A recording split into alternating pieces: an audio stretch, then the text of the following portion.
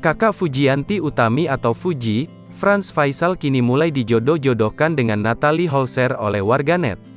Warganet menilai Franz Faisal cocok jadi pengganti Sule lantaran baby Atzam Adriansyah terlihat sangat anteng dan nyaman saat bersama Franz. Perjodohan putra kedua Faisal dengan Natalie Holzer ini bermula saat Franz Faisal mengunggah video TikTok bersama anak Natalie Holzer yang diunggah di akun TikToknya @franzfaisal, Sabtu, tanggal 23 Juli tahun 2022.